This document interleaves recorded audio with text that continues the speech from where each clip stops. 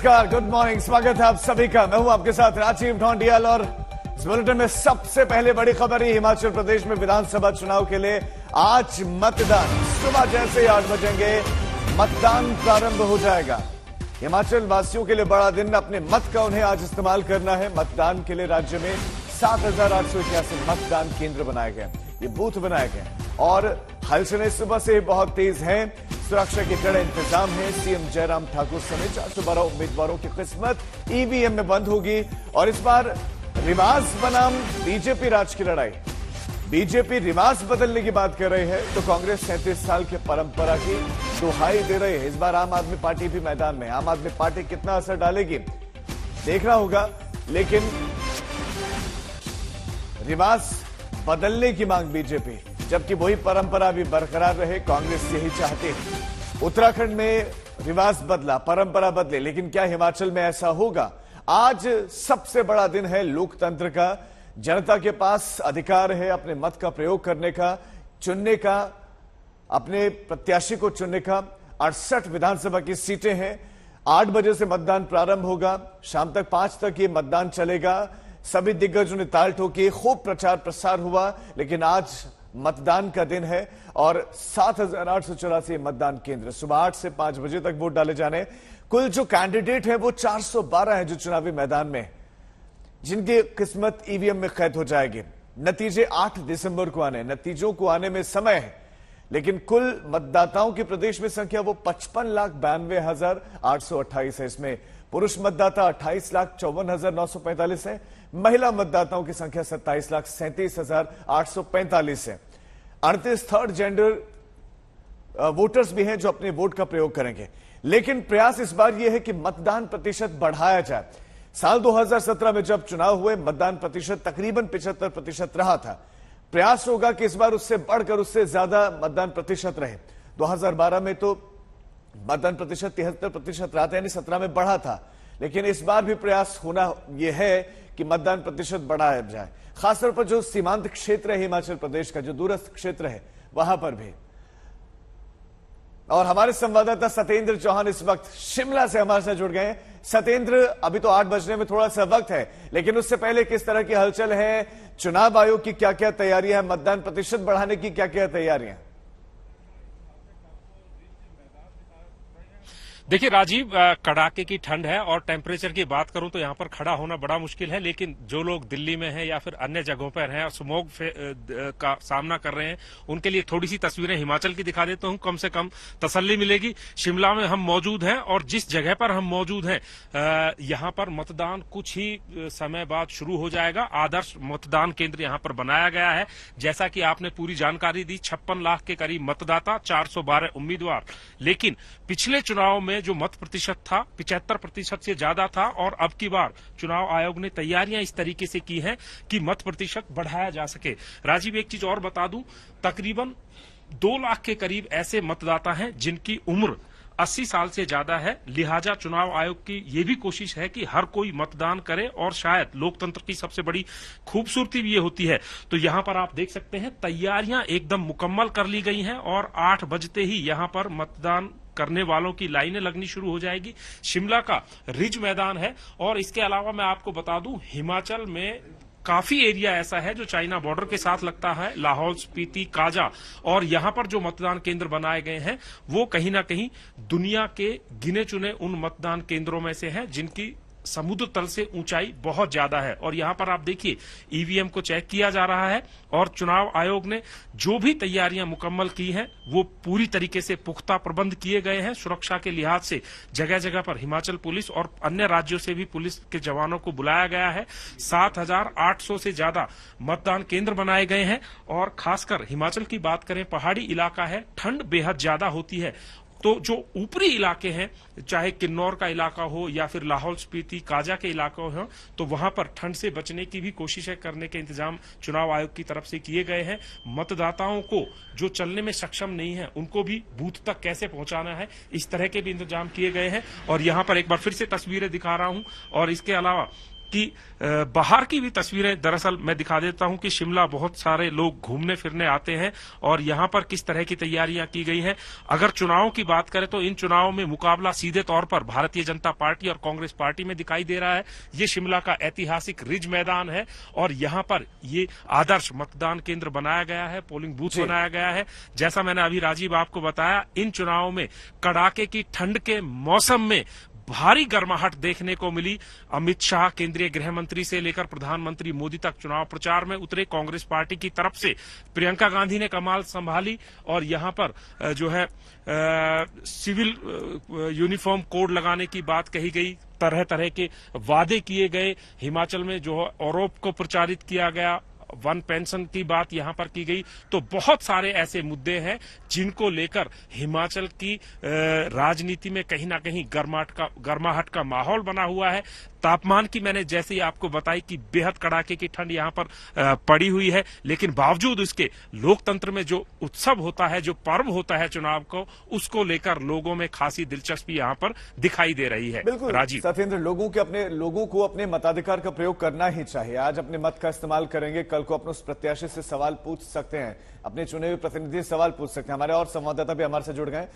कमलजीत संधू भी हमारे साथ मंडी से इस वक्त दिख रहे हैं और मंजीत सहगल भी हमारे साथ हैं। सीधा कमलजीत का ही रुख करते हैं, उनके साथ भी कोई है। कमलजीत, सीधा उन्हीं से बात करते हैं। सर, किस तरह की अपील करना चाहेंगे वोटर्स को?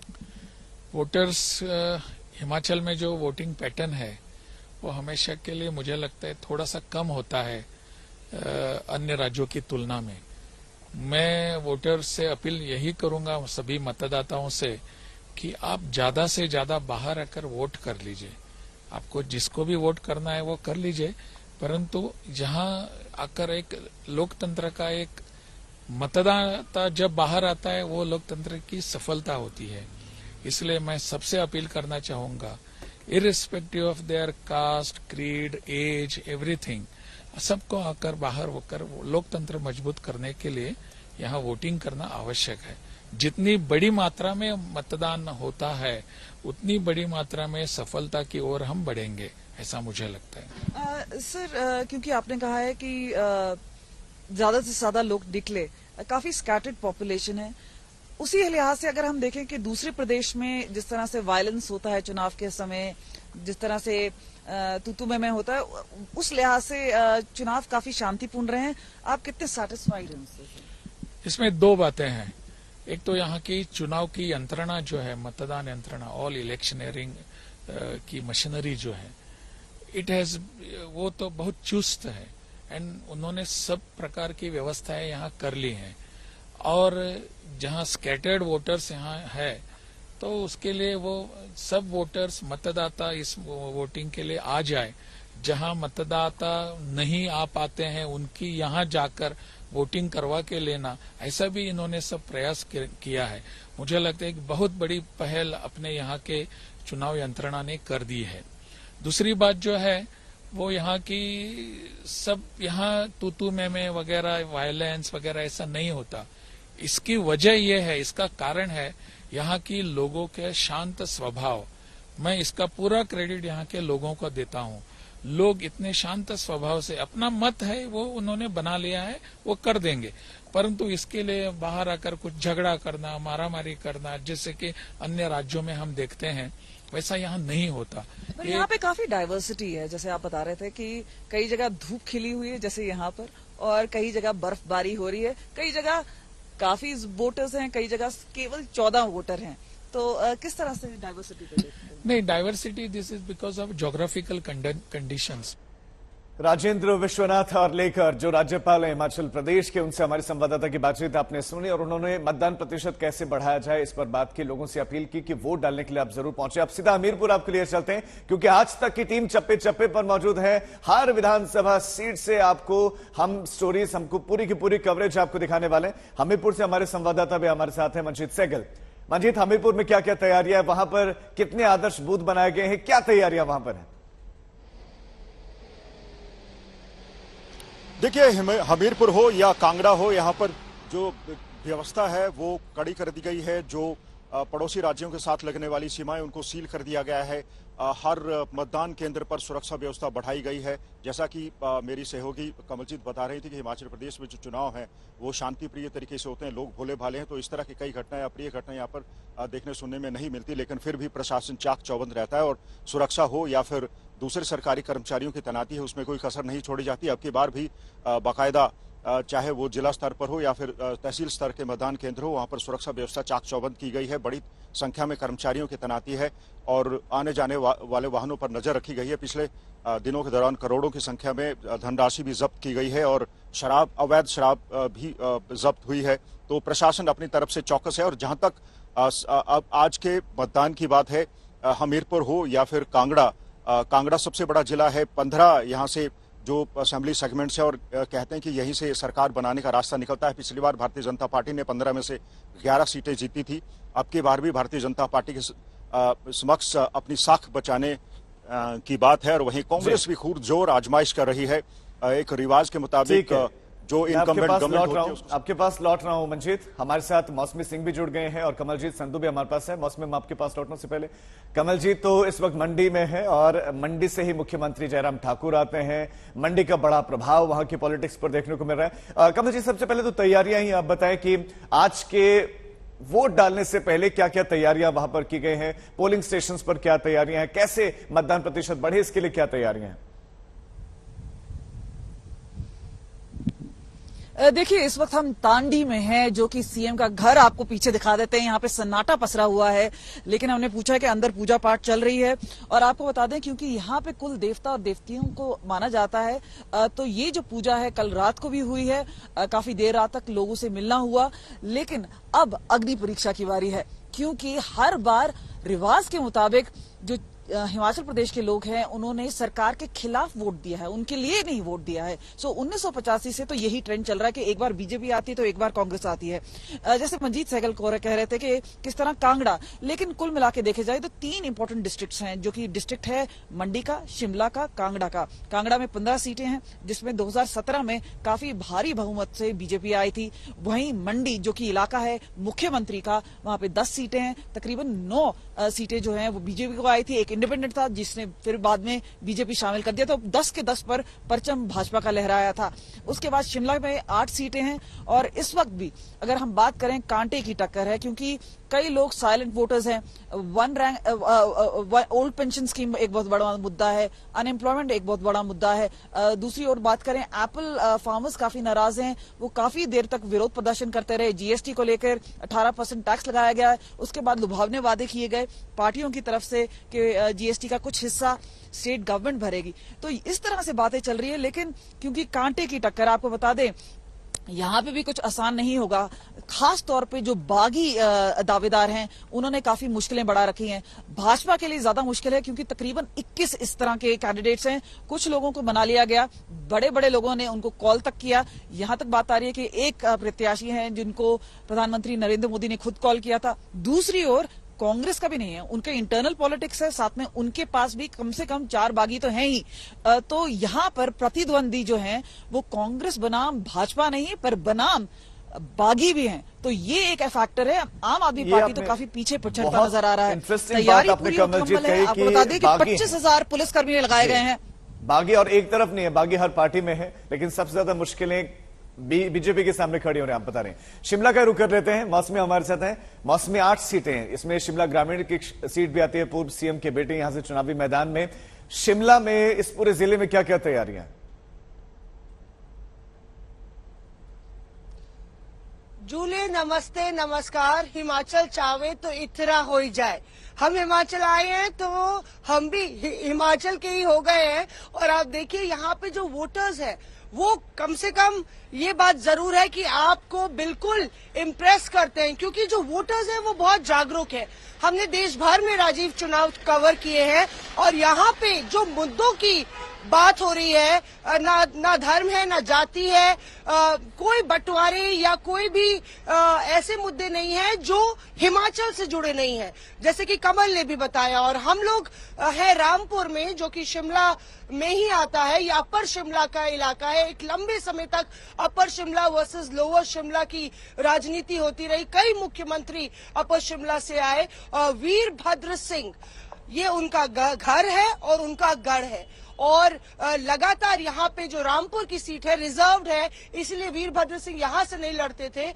और ये सीट लगातार कांग्रेस की रही, एक दो उठापटक के अलावा। तो जाहिर बात है, क्योंकि जब वीरभद्र की विरासत पर पूरा चुनाव कांग्रेस लड़ रही है, प्रतिभा सिंह को प्रदेश अध्यक्ष बनाया गया है, तो ये सीट और शिमला बहुत इंपॉर्टेंट हो जाता है। क्योंकि 2017 में भी जब कांग्रेस ने सत्ता से बाहर गई थी और बहुत खराब प्रदर्शन रहा था, तो कांगड़ा और मंडी में सबसे ज्यादा भाजपा की सीटें आई थी, और यहाँ पे वोट प्रतिशत बनाम बाकी इलाकों के कांग्रेस का फिर भी ठीक ठाक था।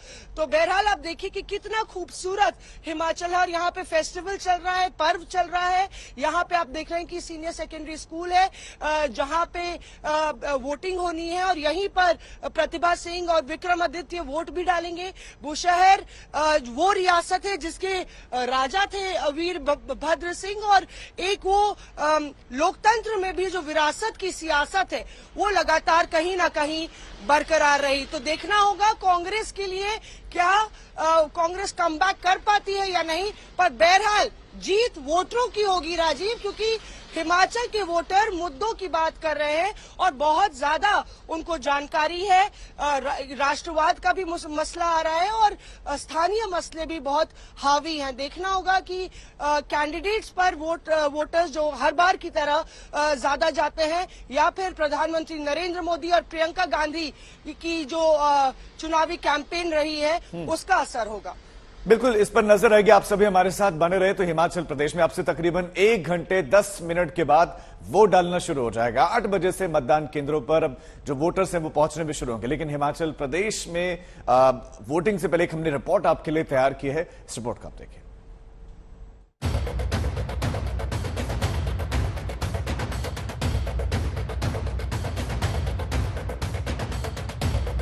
जो क्षेत्र कभी कांग्रेस का गढ़ माने जाते थे, वहां से कांग्रेस का पूरी तरह से सफाया हो गया।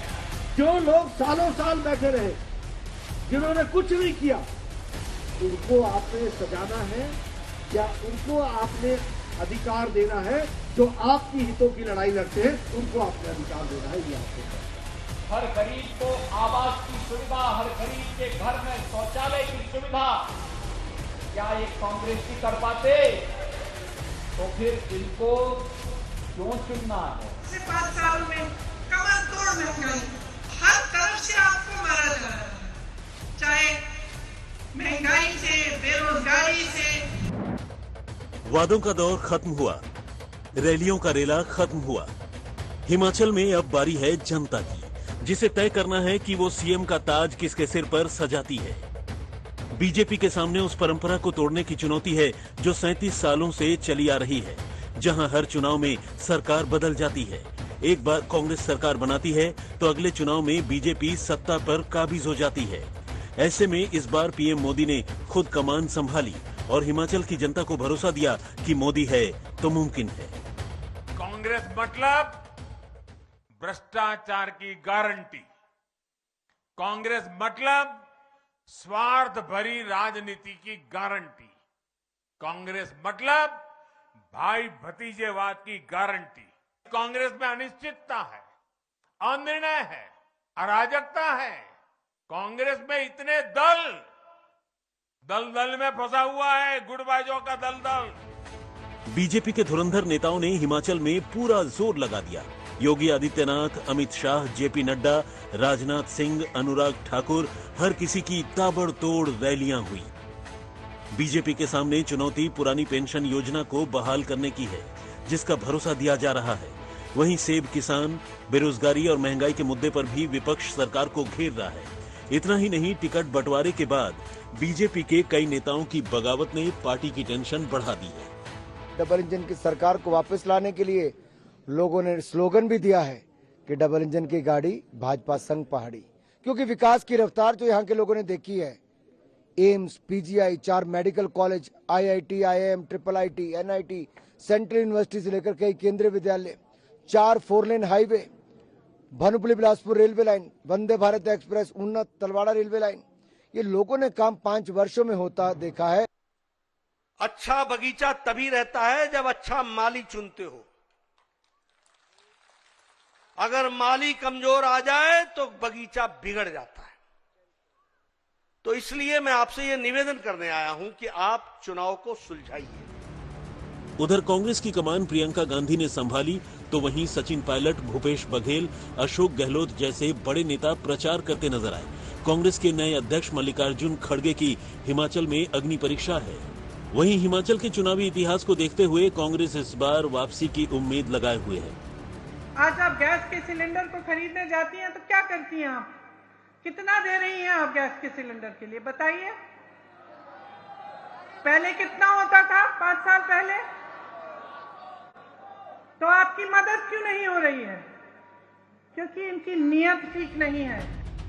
अरविंद केजरीवाल की हिमाचल में एंट्री ने चुनाव को त्रिकोणीय बना दिया है, जो अब पहाड़ों पर पैर जमाने की कोशिश कर रहे हैं। हमें उम्मीद नहीं थी इतने सारे दोस्तों से मुलाकात होगी। चारों तरफ झंडे ही झंडे, देशभक्ति की भावना। हिमाचल की 68 सीटों पर मतदान होना है, जहां बहुमत का आंकड़ा 35 है, जिसका फैसला 8 दिसंबर को आएगा।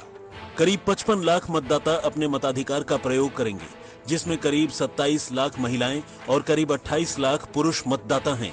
इस चुनाव में कुल 412 प्रत्याशी अपनी किस्मत आजमा रहे हैं, जिनमें से 94 प्रत्याशियों के ऊपर आपराधिक मामले दर्ज हैं, जो कि कुल प्रत्याशियों का 23% है, यानी लगभग हर चौथे उम्मीदवार पर क्रिमिनल केस दर्ज है।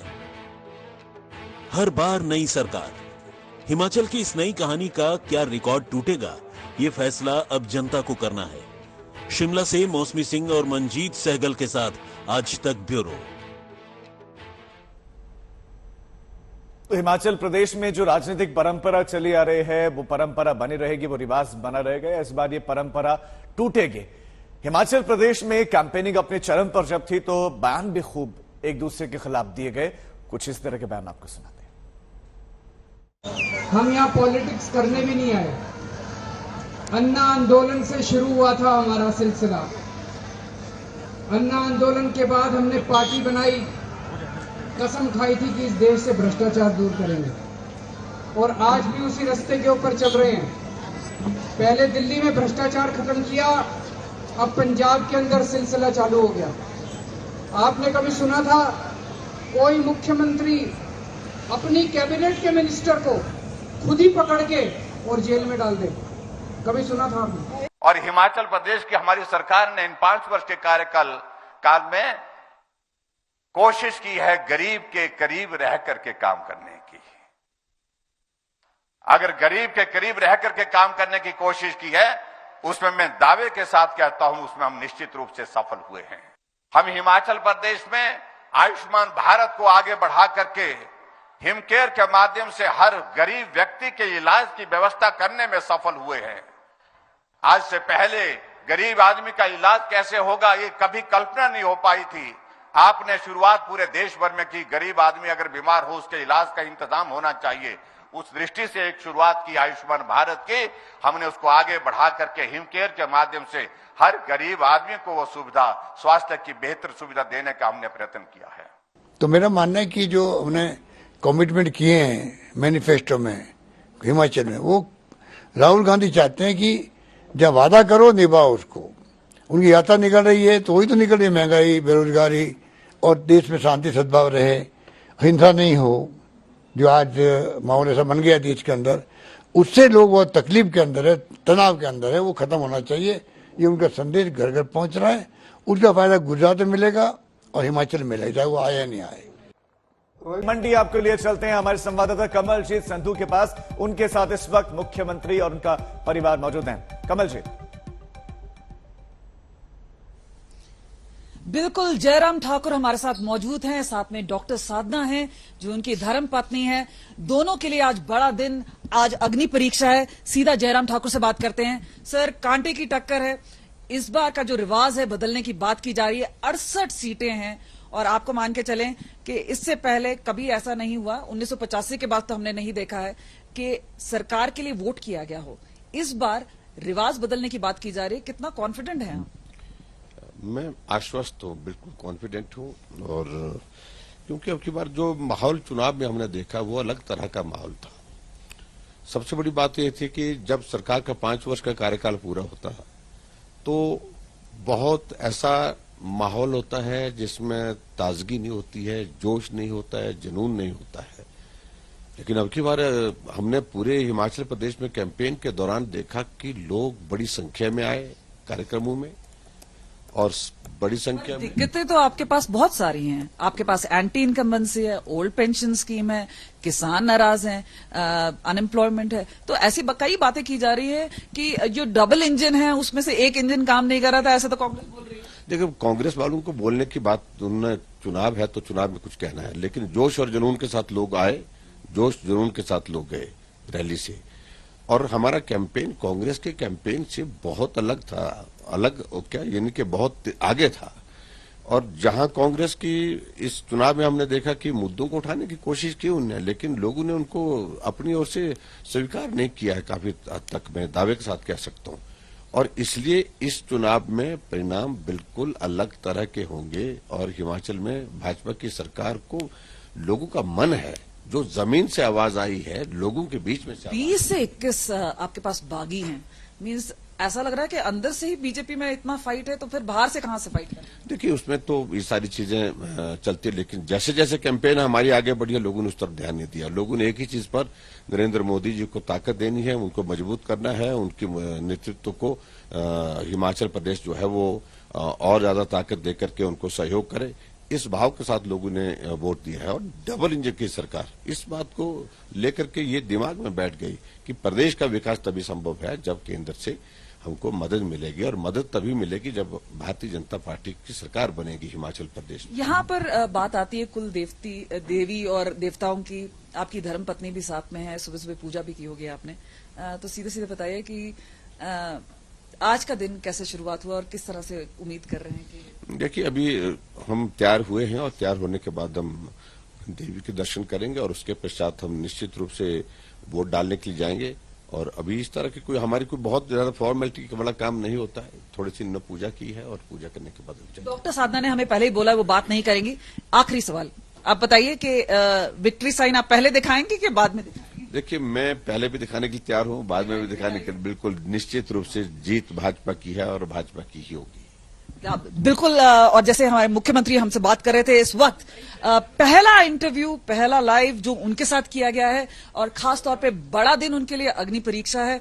और अब असली तैयारी और साथ में सारा जो काम है वो अब वोटर्स पर है। कमल जी, थैंक यू सो मच। मुख्यमंत्री जयराम ठाकुर सबसे पहले आज तक पर, और उनका एक बार फिर से वही कहना कि बीजेपी जीत रही, क्योंकि आमतौर पर जब 5 वर्ष का कार्यकाल समाप्त होता है तो वो ताजगी, वो जुनून, वो जोश नहीं होता, लेकिन इस बार हिमाचल में ऐसा नहीं था। शिमला का रुख करते हैं। सत्येंद्र चौहान हमारे संवाददाता हमारे साथ हैं। थोड़ी देर पहले वो एक आदर्श बूथ पर थे, लेकिन सत्येंद्र, अब माहौल कितना बड़ा है? क्योंकि अब तो सुबह सुबह जो एक नई ताजगी सी दिखती है पहाड़ों पर, फ्रेशनेस अभी और ज्यादा होगी। अब लोग भी नजर आ रहे होंगे, कितना उत्साह दिख रहा है?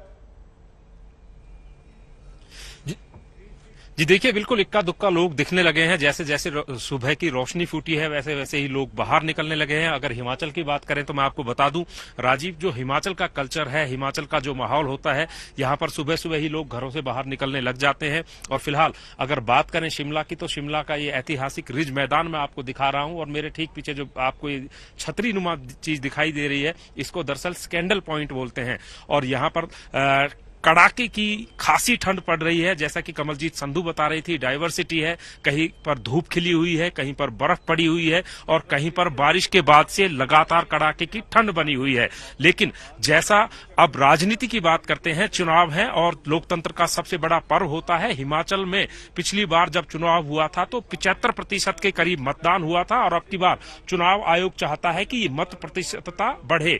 लेकिन जो मुद्दे हैं हिमाचल में, देखिए, जाति पाति धर्म यहाँ पर मुद्दा नहीं है। यहाँ पर जो लोग हैं, जागरूक लोग हैं, पढ़े लिखे लोग हैं, मुद्दों की बात करते हैं, ओल्ड पेंशन योजना की बात करते हैं, बागवानी से जुड़े हुए बात करते हैं, बेरोजगारी की बात करते हैं। और जैसा कि जयराम ठाकुर से अभी आपने इंटरव्यू में सुना, जयराम ठाकुर खुद कह रहे थे कि हिमाचल के लोग प्रधानमंत्री मोदी को मजबूती देंगे। तो यानी कि यहाँ पर मानते हैं कि ये जो चुनाव है केंद्रीय नेतृत्व के नाम पर लड़ा गया है, स्थानीय नेतृत्व के नाम पर नहीं लड़ा गया है। वो अपनी अगर बात कांग्रेस रखते की भी हैं, बात करें, लेकिन चूंकि आप ग्राउंड पर मौजूद हैं, आप दर्शकों को बताएं कि क्या एंटी इनकम्बेंसी नजर आई, क्या बेरोजगारी हिमाचल प्रदेश वासियों के लिए एक बड़ा मसला है।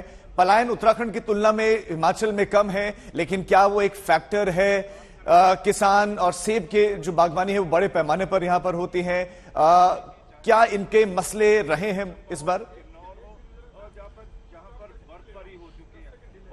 देखिए, बिल्कुल मुद्दे रहे हैं और जो इन चुनावों में लोगों से बात की गई है, लोगों से जानने की कोशिश की गई है, तो लोग कह रहे हैं कि जो ऊपरी इलाका है, पहाड़ी इलाका है, वहां पर सेब की बागवानी होती है और सेब के लोगों के लिए सबसे बड़ी दिक्कत ये होती है कि जीएसटी लगाई गई है। ये तस्वीरें भी मैं आपको दिखा रहा हूं, पूरा ये तस्वीरें भी देखिए आप, पहाड़ी इलाका है और सेब के जो उत्पादक हैं उनके जो प्रोसेसिंग होती है, यानी कि जो पैकिंग होती है, उस पैकिंग का जो सामान होता है उस पर 18% जीएसटी लगाई है पहली बार। इसको लेकर सेब के बागवान कहीं ना कहीं सरकार से नाराज नजर आए। और रही बात एंटी इनकम्बेंसी की, तो 5 साल की सरकार के बाद एंटी इनकम्बेंसी होना स्वाभाविक है। और हिमाचल का जो मूड है, यहां पर रिवाज और रिवायत ये रही है कि हर 5 साल में सरकार बदली गई है, 5 साल में सरकार बदली जाती है। लेकिन अब की बार बीजेपी, चूंकि इसी तरीके से जो पड़ोसी राज्य है वहां पर भी कहा जाता था उत्तराखंड में कि सरकार 5 साल में बदली जाती है, वहां पर नहीं बदली। और शायद बीजेपी के पास उत्तराखंड से कहीं ना कहीं एक मैसेज है कि शायद हिमाचल में भी ऐसा हो जाए। और ये अब तस्वीरें भी मैं आपको रिज मैदान की दिखा रहा हूं कि लोग घरों से बाहर निकलने लगे हैं, मतदान शुरू होने वाला है। और दूसरी बात, बेरोजगारी इन चुनावों में बड़ा मुद्दा था। लोगों ने खासे सरकार के सिस्टम पर सवाल या निशान उठाए। इसके अलावा ओल्ड पेंशन स्कीम है, ये कहीं ना कहीं 3 बड़े मुद्दे रहे और इन मुद्दों को लेकर ये चुनाव हुआ है। और जाहिर सी बात है, केंद्रीय नेतृत्व और राज्य का नेतृत्व आमने सामने होता है। भारतीय जनता पार्टी की लगातार बात हम कर रहे हैं, लेकिन कांग्रेस की भी बात करनी होगी। कांग्रेस में अभी तक ये तय नहीं हो पाया है कि अगर सरकार बनती है तो मुख्यमंत्री का चेहरा कौन होगा, यानी कि बिना फेस के कांग्रेस हिमाचल के चुनाव में गई है। हाँ, पूर्व मुख्यमंत्री स्वर्गीय वीरभद्र सिंह के नाम के ऊपर ये चुनाव लड़ा जा रहा है, ऐसा जरूर देखा जा रहा है। जितने भी पोस्टर्स हैं, होर्डिंग्स हैं, बैनर्स हैं, वहां पर वीरभद्र सिंह की तस्वीर दिखाई दी जाती है। और इसके अलावा कांग्रेस की बात करें तो कांग्रेस को कहीं ना कहीं इम्यूनिटी या फिर एनर्जी जो अभी उपचुनाव हुए थे वहां से मिली है। यानी कि कांग्रेस दावा कर रही है कि उपचुनाव में जिस तरीके से 4 सीटों पर उनकी जीत हुई थी, उसके बाद बहुत अच्छा रिजल्ट था, वो कांग्रेस के फेवर में था। लेकिन वीरभद्र सिंह की एब्सेंस में क्या कांग्रेस मजबूत दिख रहे हैं प्रदेश में? देखिए, अब की बार पहला जो कि कांग्रेस के बारे में ये कहा जाता है कि कांग्रेस पहले कांग्रेस से लड़ती है, लेकिन अब की बार इन चुनावों में इतना जरूर नजर आया है कि कांग्रेस में इनफाइटिंग थोड़ी कम हुई है। और बीजेपी, जिसको अनुशासित पार्टी कहते हैं, बीजेपी में लगातार आप चर्चा कर रहे हैं, सुन रहे हैं कि 21 बागी कैंडिडेट खड़े हुए हैं। तो कांग्रेस ने अब की बार सत्येंद्र, मैं लौटता हूं आपके पास। अशोक सिंघल हमारे संवाददाता बिलासपुर से हमारे साथ जुड़ गए हैं। ये वो जगह है जहां से बीजेपी के राष्ट्रीय अध्यक्ष जेपी नड्डा आते हैं और वहीं पर अशोक इस वक्त मौजूद हैं। अशोक, बिलासपुर में क्या तैयारियां हैं? जेपी नड्डा क्या वो घर पर वहां पर हैं? वो भी क्या वोट डालने के लिए पहुंचेंगे? कुल मिलाकर तस्वीर सुबह की क्या है? देखिए, अभी तो शुरू होगा 8 बजे पोलिंग, लेकिन जेपी नड्डा जो राष्ट्रीय अध्यक्ष हैं बीजेपी के, 3 बार खुद विधायक रहे हैं बिलासपुर सीट से उसके बाद वो राष्ट्रीय राजनीति में चले गए थे, लेकिन थोड़ी देर में वो वोट डालेंगे। 10 बजे के करीब उनको वोट डालने यहाँ से नजदीक जहां मैं खड़ा हूं उनका पोलिंग बूथ है। लेकिन इस बार बीजेपी की कोशिश यही है कि दोबारा से जो रिवाज है, जो परंपरा रही है कि एक बार कांग्रेस एक बार बीजेपी, उसको तोड़ा जाए। और जेपी नड्डा या यहाँ के तमाम लीडर्स ये कह रहे हैं कि इस बार रिवाज बदलेगा, इतिहास बनेगा, क्योंकि पिछली बार इस बार बीजेपी की सरकार है तो एक बदलती है, हमेशा से रहा है। लेकिन बीजेपी ने बहुत से स्टेट्स में ऐसे रिवाज को बदला है, चाहे वो हरियाणा की बात करें, यूपी की बात करें, बहुत सारी ऐसी स्टेट्स में चीजों को बदला है। तो बीजेपी की कोशिश यही है कि इस बार, और उनका दावा भी है, इस बार हिमाचल प्रदेश में दोबारा से बीजेपी की सरकार बनेगी। डबल इंजन की सरकार होने की वजह से हिमाचल प्रदेश में काफी विकास हुआ है। लेकिन बीजेपी के सामने एक बड़ी चुनौती भी है कि उनके स्टेट भर में 20 से 21 बागी उम्मीदवार भी खड़े बीजेपी के सामने। पार्टी के लोगों ने उनको चैलेंज किया हुआ है। लेकिन बीजेपी का कहना है इन सबसे कोई फर्क नहीं पड़ता। बीजेपी अपने काम के बूते पर लोगों के बीच गई है। जो 5 साल जयराम ठाकुर की सरकार ने काम किया है, उसी पे लोग उनको चुनेंगे। और नरेंद्र मोदी देश के प्रधानमंत्री है, तो काफी दोनों ने मिल करके काफी हिमाचल प्रदेश को आगे बढ़ाया। उसी वजह से लोग यहाँ बीजेपी को दोबारा से सत्ता में लाएंगे। मैं बिलासपुर की बात करूं तो बिलासपुर के इसके मुद्दे क्या क्या रहे हैं, बीजेपी ने कैसे टैकल करने की कोशिश की है, कांग्रेस बिलासपुर की जनता को क्या समझाने का प्रयास करती दिखी थी? देखिए, अगर मुद्दों की बात की जाए, इसमें ओल्ड पेंशन स्कीम कांग्रेस मुद्दा उठा रही है। लोगों में जो ओल्ड पेंशन स्कीम है, ओपीसी, उसको लेके काफी चल रहा है। लेकिन बीजेपी का कहना है कि हमने यहाँ विकास किया है, और विकास चाहे सड़कों की बात हो, चाहे हॉस्पिटल्स की बात हो, बिलासपुर में एम्स यहाँ पर आया है, तो उसको लेकर के बीजेपी का कहना है कि हमने जो इतने सालों में विकास नहीं हुआ, उतना 5 सालों में विकास किया है। और क्योंकि नरेंद्र मोदी की सरकार ने काफी यहाँ पे सहयोग किया, डबल इंजन की सरकार के चलते काफी आगे बढ़ा हिमाचल प्रदेश। जबकि कांग्रेस का कहना है कि यहाँ पे महंगाई है, बेरोजगारी है, लोगों को रोजगार नहीं मिला, हिमाचल प्रदेश के लोगों को तरजीह नहीं दी गई, बाहर के लोगों को यहाँ पे नौकरियां दी गई। तो कांग्रेस अपने ढंग से ओपीसी की बात कर रही है कि ओल्ड पेंशन स्कीम को हम लोग, ओपीएस की बात की जा रही है कि हम उसको लेके आएंगे, जो लोगों की डिमांड रही है उसको हम तुरंत सरकार बनते उसको लागू करेंगे। लेकिन बीजेपी का कहना है कि कांग्रेस सिर्फ दावे करती है, कांग्रेस के आरोपों में कोई दम नहीं है। महंगाई, बिजली, जो रोजगार की बात है, नरेंद्र मोदी सरकार आने के बाद लोगों को काफी रोजगार मिला है, काफी काम हुए हैं, डेवलपमेंट हुआ है। तो ये कांग्रेस इसको टारगेट कर रही है। बेरोजगारी का मुद्दा है, महंगाई का मुद्दा है। कांग्रेस का तो यहाँ तक कहना है कि जो एम्स की बात की जा रही है वो सिर्फ जल्दबाजी में उद्घाटन किया गया, उसमें ना कोई फैसिलिटी है फिलहाल, ना कोई डॉक्टर्स हैं।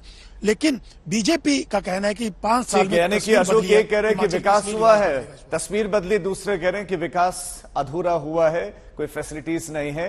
हिमाचल चुनाव पर महाकवरेज लगातार